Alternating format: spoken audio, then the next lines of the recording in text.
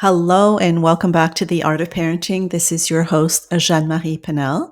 And today I have the lovely Marisa Peters to talk a bit about her personal experience in some very heavy health challenges. But I think mostly, the way I'm approaching this is just about being careful of our health as mothers, as young mothers, right?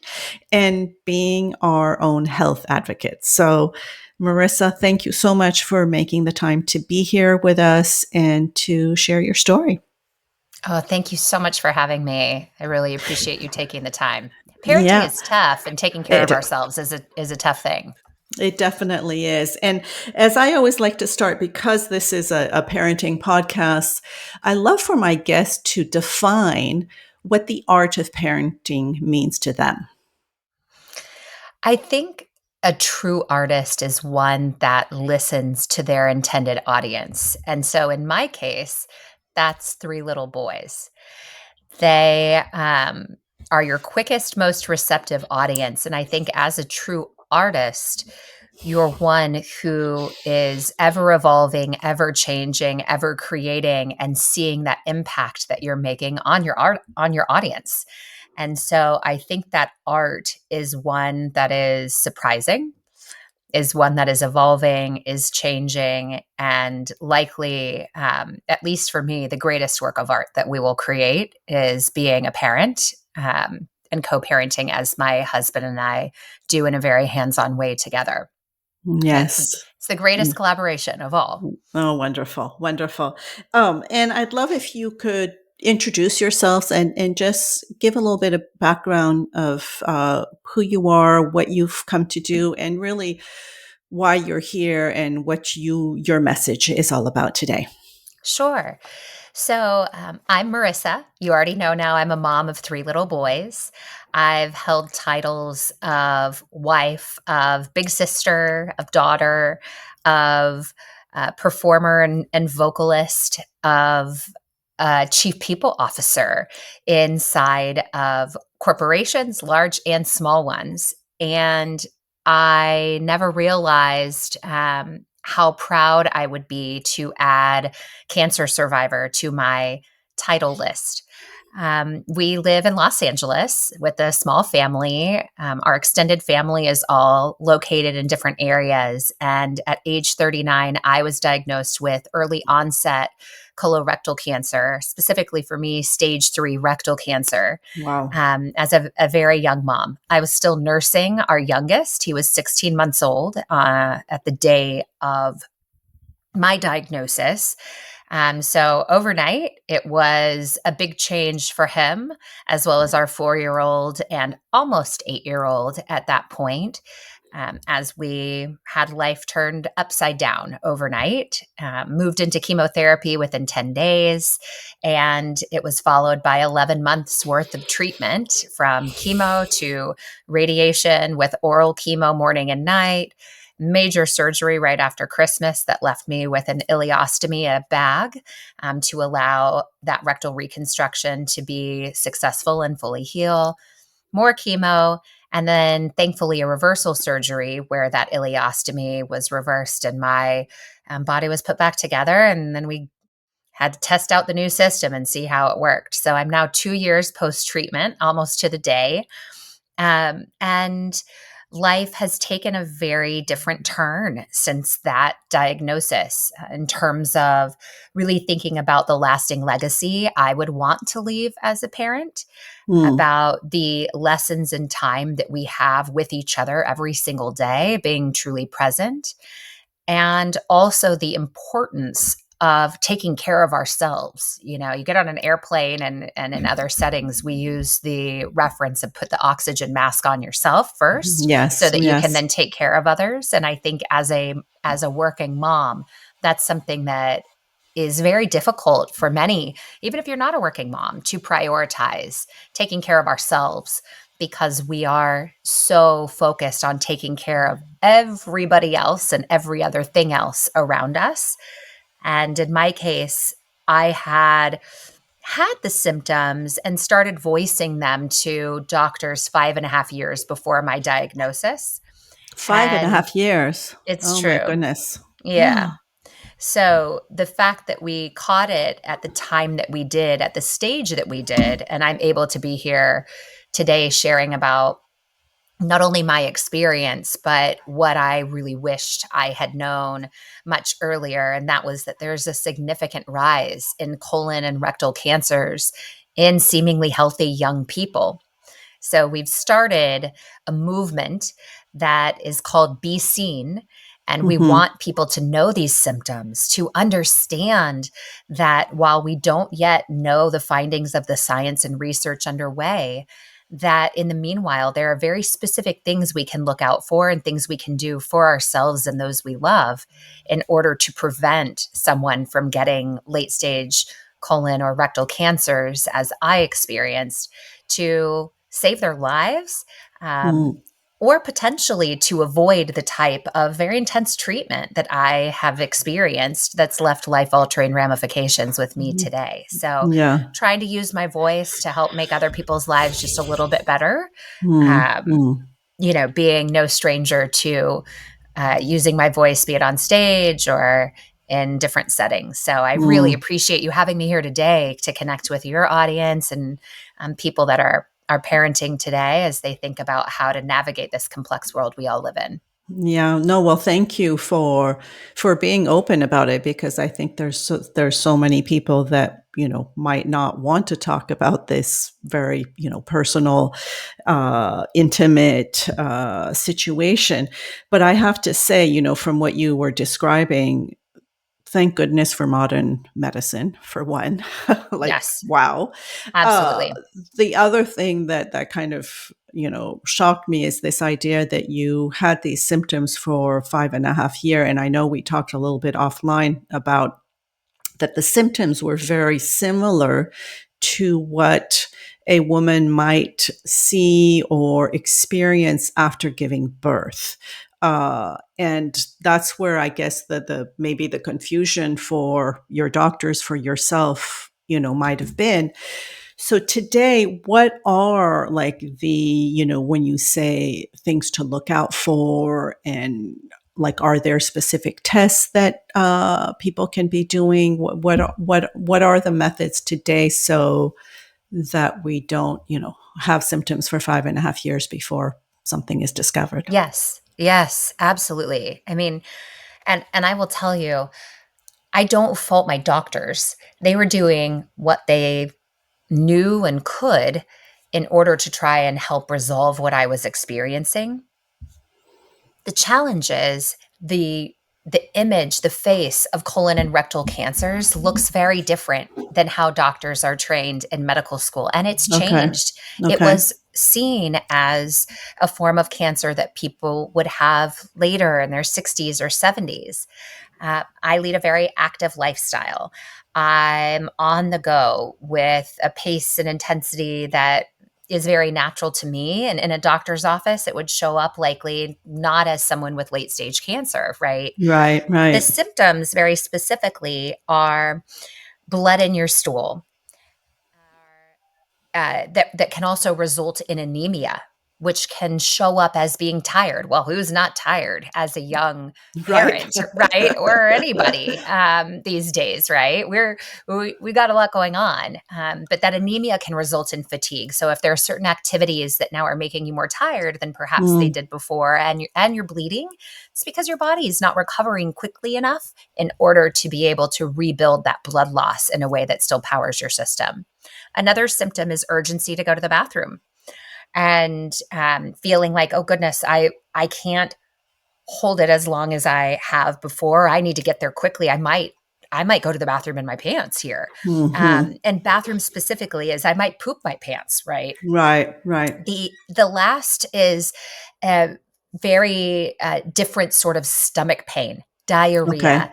Some Okay. people describe this as feeling as if there's pressure building in your abdomen that may sometimes all of a sudden release, and you think, oh, I'm fixed. This is better, right?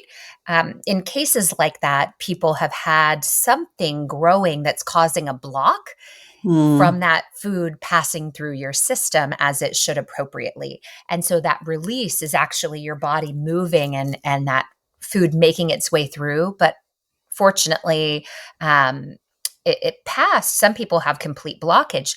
In this case, it's not the long-term resolution to Right. solve what is going on. For me, I started to have a little bit of blood on the toilet paper when Hmm. I would wipe my backside. And for women, we're used to seeing blood on our toilet paper, but not typically from that part of our bodies. Right. Right. When we've had kids, we may have hemorrhoids.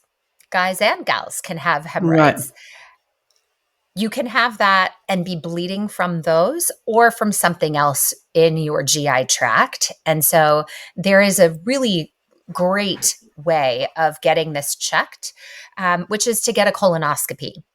Okay. And the colonoscopy is so special because not only is it the detection practice, it also is the resolution if caught early. For example, if you have a polyp, they're going to take it out if it's at that early of a stage. They're going to biopsy it, and it could possibly be cancer or not, but it's already out of your body entirely. If it comes back as precancerous, you just did it. You just avoided what I went through. Right. Right.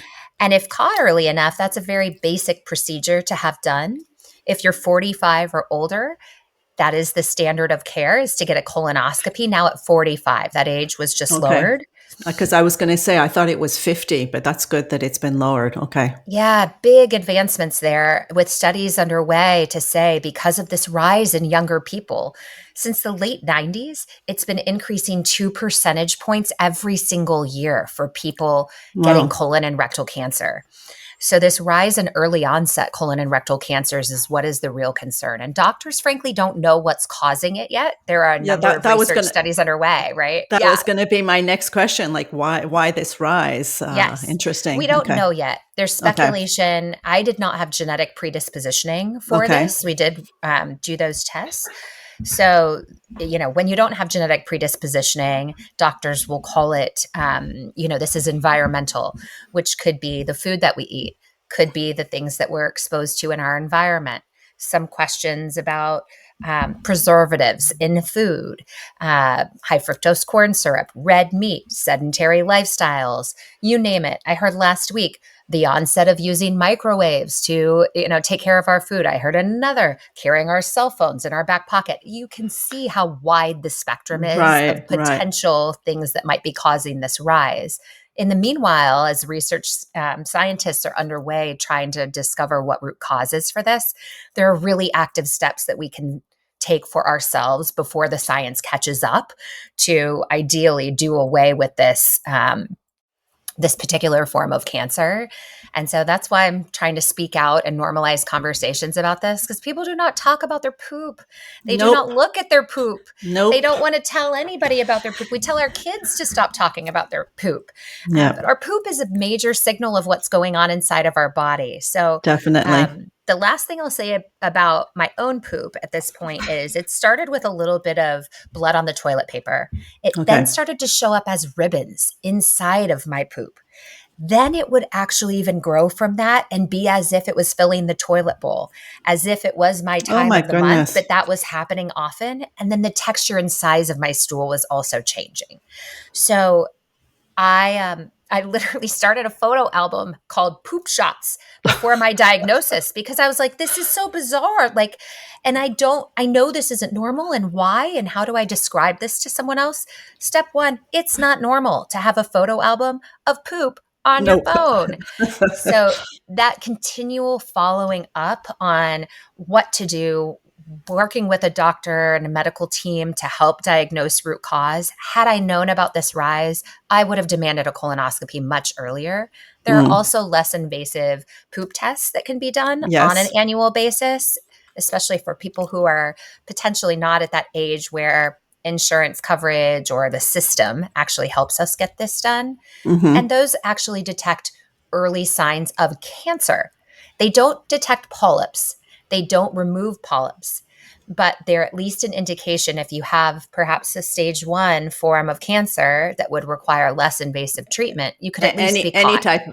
type of cancer.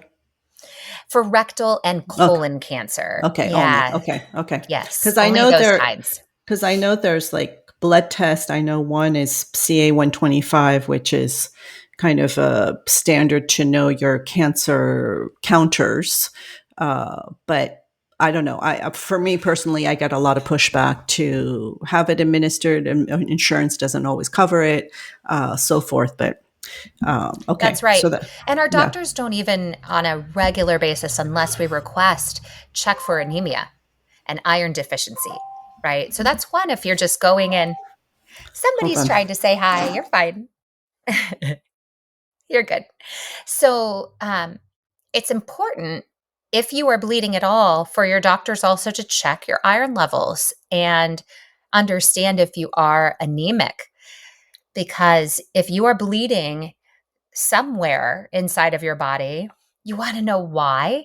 And if your body is not able to recover quickly enough, again, that's a sign that something's not normal. And it may not be cancer, but it's something worth advocating for on behalf of yourself to understand why this is happening. Right, right, And like I said, my doctors are fantastic. They cared a lot about me. But ultimately, things like probiotics, things like prescription drugs to help recover your gut health, so on and so forth. These other things that we were exploring or chalking it up to having hemorrhoids and them being really small. Um, None of those things are solving root cause. And right. I should have asked for some of these fecal tests to be conducted or to get a colonoscopy, given that it was GI related in terms of what I was Right, experiencing. right, right. But I mean, so hard to know. Like after the fact, you know that, but when you're going through it, it's so hard. So Yes. please don't should on yourself, right? It is. No, Yeah. it is. It's Yeah. it's Yeah. true. And I drove a friend to get her colonoscopy early this morning, and um, that's the goodness from this is that if we can talk about it and share and at least know the things that we should be managing, right? We know at a certain age we start getting our mammogram. We Right. know that we should have an annual physical. We would never ever miss those appointments for our children. Mhm. And yet sometimes as parents, we miss out on that for ourselves and a number of years can go by. And so hopefully if you're hearing this today and you haven't followed up on that annual physical, that you'll go and you'll schedule today and maybe you'll ask for one of these poop tests, or if you have a family history, if you have heard of your parents having polyps, if you have heard of other family members having colon or rectal cancer, that's an indication that you should be having a colonoscopy earlier than 45. And that's perfectly normal to request and to also have your insurance to cover that at that stage. So there's no extra costs for you. Mhm. So just important things that we hope people hear about from this particular discussion today so that they can Yes. apply it to their lives. Yeah, no, thank you for that because I mean, I think this comes up a lot in parenting, and I want to say maybe more so for mothers that we tend to prioritize, the other family members' health, and we kind of, put ours aside. Um, so for one, I am grateful that you are well today, that you were able to, that you have this badge of honor of being a survivor, which is no small feat. So very thankful for that. Thank One you. thing I would love if you could, I mean, if you're okay going into how did that affect your parenting? Like this was, I mean, what a wrench you got thrown at you with three little boys, and here suddenly you're having to really pay attention to you and probably, chemo does, from what I've heard, you're not at your best, best energy level or moods and so forth. Like, how was that, managing all of that for you? Hard, really hard. I Um, can imagine. Yeah. just like parenting, just like nursing children, just like being a working parent and pumping and that being a priority. There's so many things that are really big and tough. And I think the mantra of like, we can do tough things. I can work hard and be nice to people. Where is the and in this? I can have cancer and still be a great mom, a great wife. um, a great colleague. It I mentioned that it changed overnight, Hmm. and it did. We communicated not only with each other, but with our kids very directly from the beginning. Okay. I nearly didn't survive the childbirth of our third son. And thankfully, I survived, number one.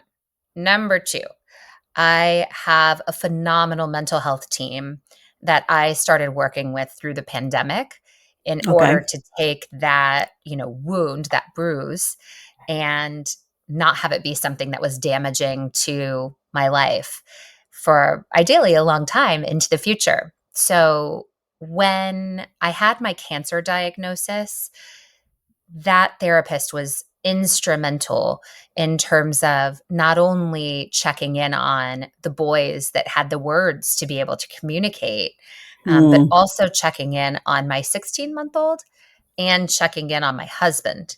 So for my 16-month-old, babies from the day they're born, actually from when they're conceived, they're reading the signals that we give them when you're in Yes. utero from the second that you're born all the way through. And I think some people have thought, oh, I can best shield and protect them by not addressing this with them and putting this burden on them. And our approach was hiding things or calling it something different actually creates more instability for them. And we were looking in a time of great instability to be able to give as much directness, candor to address the questions that they had, to explain to them what was going on. And that looked very different for all three based on the age and stage that they were at. Right. For example, the baby, his bedtime routine and his wake up routine were now completely different because I was not nursing. So, to make that break over the first couple of weeks, my husband stepped in and, carried that at that time. I made sure to find a different way to get that kind of physical closeness with him and check in and connect. This is changing, but I still love you. We can still snuggle and be very close. And here's how we do this. Even now, as a 4-year old, he will, if there's something that goes on with me medically, he'll ask, well, can you still pick me up, mommy? Oh. Because his signal is he knew there were times where I couldn't lift more than 5 pounds, and that certainly meant I couldn't lift him. He was a big Right. guy. So, that's his signal and the way that he would communicate because he knew he could sit next to me on the couch. He could sit on my lap. He could be careful of the wires coming out of my port as I was still pumping chemotherapy at home. Those kinds of things became standard for him, and we explained that so he knew when and why mommy couldn't lift him. For our middle son, he is extremely curious about the world. And so for him, he wanted to know everything that was going on. So we explained when my port was installed. Oh, what does this do? Do you see this wire connecting in through my veins? And that connects to my heart, which pumps all this medicine into mom's body. We named the tumor. We named the tumor Earl after the song by the Chicks. If you're Oh, familiar with it, it yeah. talks Yeah. about goodbye, Earl. And we knew Earl, this was not his home. He was going to die. This was it. So everyone in our family and our friends knew about Earl. And that became kind of an anthem for us. So Earl's growing here. This medicine is going specifically to find Earl and make that die and not grow anymore. I had laser blasters. That was radiation. He knew the laser blasters and what they were doing and why I had these little tattoo markings on my body to line everything up. So he was very fascinated. He even did bag changes with us. So it was to really bring them into the experience for where they were at. My oldest is extremely emotionally intuitive. He did not want to do bag changes. He did not, it wasn't until the week before my reversal surgery, he asked, can you come in and meet with my class? We've been praying for you Oh. every day. And I would love for you to share what you're about to go into with the class. Whereas my middle, as soon as I had that ileostomy installed, he wanted me in. He wanted to show everybody. I went and talked to that kindergarten class at that point, and we were talking about invisible disabilities. Um, for our oldest, the emotional side manifested in him having almost like visions of bad things happening to our family. One Mm, was like a tsunami reaching and drowning, experiencing that where he lost his whole family. And so we had to turn it around and make him the captain of the ship. It tended to happen when he was going to bed. He would have these kind of visions, but we were able to take and put him in a position of power and actually rescue in that, where his bunk bed became the ship and people got on and they sailed away and they were in charge of it. And it didn't happen overnight. It was a number of weeks and that led to a couple months of trying to help him. And that was him processing the fact that something was very out of control with mom. And he was scared of what was going to happen. And so we just have always made that space to be able to address it for what kind of communication works for them. Um, and I think that tailoring of the message is so important. Um, to your first question about the art, what does the art of parenting mean to me? That is the art. It's yes. studying what your audience is and what that mode and medium is going to be. Somebody is going to like a video. Another might need heavy metal rock music. But however we can communicate and reach that intended audience, I think is ultimately going to yield the most successful outcomes. And still to this day, they'll ask, as we're driving, Mom, could the cancer come back? Um, what happens? Could I get cancer because you had this? They'll ask big, heavy questions out of the blue, and we try to address it head on with them in a way that doesn't, fuel anxiety, but treats them as human beings, Right, and right. competent, evolved human Yeah. beings. Yeah, no, and I have to commend you on how open and willing to really be able to communicate this and walk through this with them, right? Because like you say, there might be some that would shy away from, saying specifically what was going on, worried that they were, going to bring anxiety and so forth. And it also sounds like, having mental health, specialist on your side as part of that team is crucial in navigating all of this, right? Because I mean, it's for me like the whole, postpartum, all of the mood disorders that we go through and all this, it's still not talked about enough. And I think if, we talk about, our birth team and we have the midwife, we have the OBG, we might have a doula, all of this, but a mental health professional should also be part of your team. So I'm so glad that you, I mean, I'm not glad that you had to go through a tough third delivery, but I'm glad that you had found those tools to help you and your family navigate this other kind of major life change in your life. So Thank you for saying that. I mean, life is wild. It will throw us curveballs, right? And many of which we can't predict. In the birth experience for our third, I was so upset at my body. How could my body betray me like this? How could this happen? I was in physical therapy, was very proactive. The day before our third was born, and I just could not understand how could my body do this to me.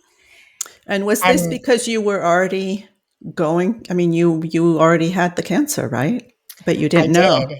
I didn't Right. Right. know. And it was Right. slow growing. I definitely already had Mm, it. Actually, for the two kids, it was likely present for our last two. mm, mm. And in that, I really wrestled with how not how and why did this happen to me, but I felt physically that my body like almost revolted against my spirit. Mm. And my husband had a really positive, different take on it. And he was like, I actually think your body is insanely strong. It pulled you through that, you know,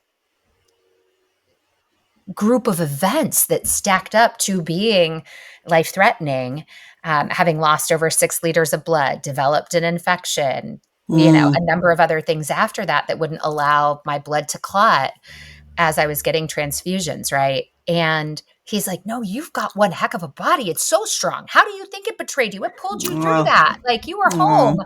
after a week-long hospital stay." And he and I would wrestle back and forth. I'm like, "How are you thinking 180 degrees different than me on this?"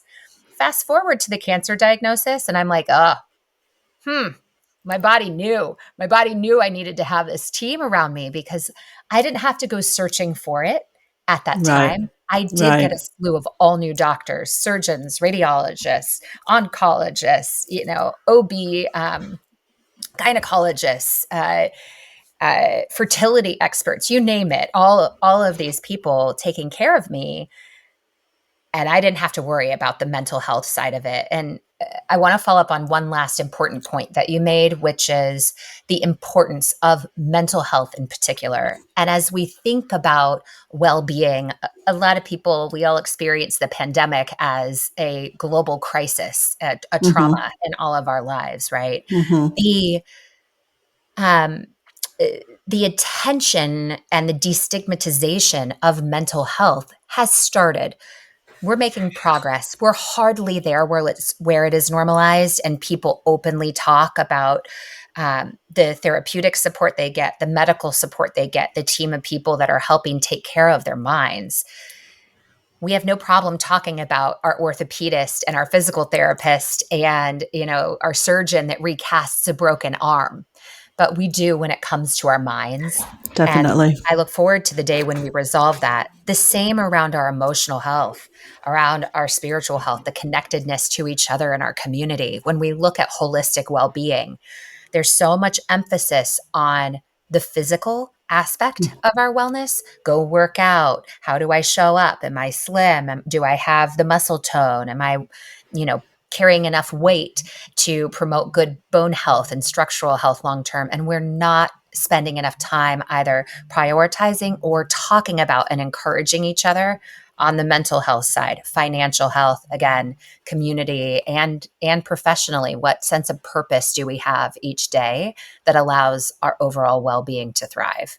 Yeah. No, so true. So true. And I have to say that your boys are quite lucky to have you on their side because of all of that what you're saying is I know that you're going to empower them to pay attention to all of these things, right? And that's gold right there. So that's wonderful.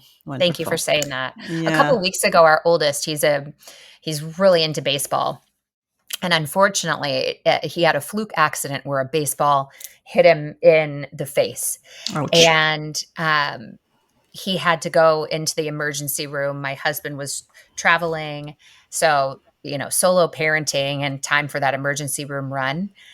Having been through CT scans as often as I have, that experience applied to parenting, he didn't know what to expect. He hadn't walked in. He hadn't had to go to the emergency room yet. The other two have been to the emergency room, but he had not gone to the emergency room yet. And I think having that experience and being able to walk in there and say, look, you're not going to feel anything. Here's how to navigate it. Here's how to do it. It brought a greater sense of calm to him going through it. So I Sure. think if Sure. we can be more open about some of these experiences, whether they experience that ER visit as near to my treatment as our oldest Ford did, even if it's 30 years into the future, you're helping them know that it's okay to walk into these different settings that feel a bit unknown and sometimes very scary when you're going Yeah. through it.